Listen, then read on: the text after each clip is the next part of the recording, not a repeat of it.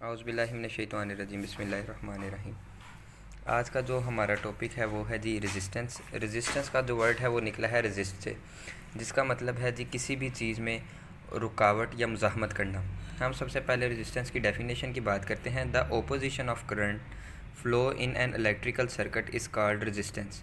Means के current का opposition या फिर किसी भी कंडक्टर या किसी भी मटीरियल में करंट के बहाव में रुकावट डालना या फिर उसके चलने में मुज़ाहमत करना, उसमें रुकावट पैदा करना रेजिस्टेंस कहलाता है। इसकी हम अगर हिस्ट्री की बात करें तो जॉर्ज सिमन ओहम ने 1827 में रेजिस्टेंस को इंट्रोड्यूस करवाया, जिसकी वजह से इसके यूनिट का नेम भी ओहम रख दिया गया। इसका सिंबल जी आप देख सकते हैं, ये इसका सिंबल है। इससे रेजिस्टेंस को जो है वो रिप्रेजेंट किया जाता है। अच्छा, नेक्स्ट है हमारे पास रेजिस्टेंस का फार्मूला है जी resistance is equal to rho L over A multiply by T. Means के आर एल से मुराद है जी लेंथ, ए से मुराद है एरिया एंड टी से मुराद है जी टेम्परेचर।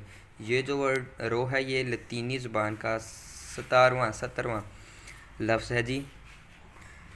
और आगे जी रेजिस्टेंस के कुछ लॉ की बात की जाए तो इसका जो पहला लॉ है वो बताता है हमें length of conductor is directly proportional to the resistance. मतलब कि किसी भी कंडक्टर की लेंथ रेजिस्टेंस के डायरेक्टली प्रोपोर्शनल है।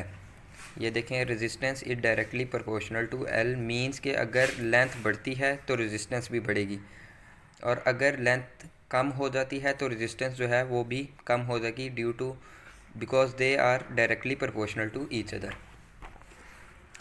अब हम इसकी एक एग्जांपल भी दे देते हैं। मिसाल के तौर पर ये हमारे पास दो पाइप हैं जी। इसकी लेंथ थोड़ी बड़ी है और इस पाइप की जो लेंथ है वो थोड़ी कम है। अब इसकी लेंथ ज़्यादा है तो इसमें से जो है वो अगर हम पानी गुजारते हैं तो इसमें से पानी गुजरेगा जब तो टाइम लगेगा थोड़ा, और जब इसमें से गुजरेगा तो इसमें से जल्दी गुजर जाएगा। इसकी लेंथ ज़्यादा है, डैट इज़ वाई इसकी रेजिस्टेंस भी जो है वो ज़्यादा होगी, और इसकी लेंथ जो है वो कम है, इसकी वजह से इसकी रेजिस्टेंस भी जो है वो कम होगी। इसका सेकंड लॉ है जी रेजिस्टेंस का, area of cross section of conductor is inversely proportional to its resistance. Means के A is inversely proportional to are.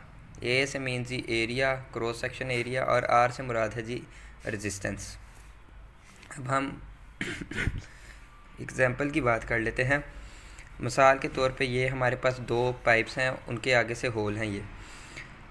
अब जो फर्स्ट वन पाइप है जी उसकी बात की जाए तो इसका क्रॉस सेक्शनल एरिया जो है वो आगे से एरिया ज़्यादा है, और इसका जो एरिया है वो छोटा है।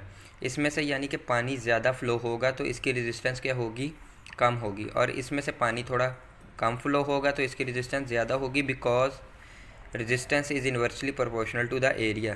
जिसका एरिया ज़्यादा होगा उसकी रेजिस्टेंस कम होगी, और जिसका एरिया कम होगा उसकी रेजिस्टेंस ज़्यादा होगी। नेक्स्ट वन है जी टेम्परेचर। टेम्परेचर में दो टर्म के कॉन्सेप्ट हैं जी। फर्स्ट है पॉजिटिव टेम्परेचर कोफिशिएंट और नेक्स्ट है negative temperature coefficient. Positive temperature coefficient से मुराद है जी किसी भी कंडक्टर या किसी भी मटेरियल में टेम्परेचर बढ़ जाने से अगर उसकी रेजिस्टेंस बढ़ जाए तो वो पॉजिटिव टेम्परेचर कोफिशिएंट कहलाता है। और अगर किसी भी मटेरियल या किसी भी मटेरियल में टेम्परेचर बढ़ने से उसकी रेजिस्टेंस जो है वो कम हो जाए तो वो नेगेटिव टेम्परेचर कोफिशिएंट कहा जाता है। जितने भी कंडक्टर हैं वो पॉजिटिव टेम्परेचर कोफिशिएंट होते हैं जी, और जितने जो हैं वो इंसुलेटर्स हैं वो नेगेटिव टेम्परेचर कोफिशिएंट होते हैं। नेक्स्ट वन है जी मटेरियल। मींस के जो रेजिस्टेंस या रेजिस्टर्स वगैरह हैं वो किस मटेरियल से तैयार किए जाते हैं। There are two material are use to make a register. दो मटेरियल हैं जी जो रजिस्टर को बनाने में इस्तेमाल किए जाते हैं। फर्स्ट इज़ नाइक्रोम है और दूसरा जो है वो टंगस्टन है। इसकी एग्जांपल मिसाल के तौर पे ये जो बल्ब्स और लैंप्स वगैरह हैं उसमें ज़ाहिर तौर पे देखा जा सकता है ये अपना नाइक्रोम वगैरह यूज़ किए जाते हैं।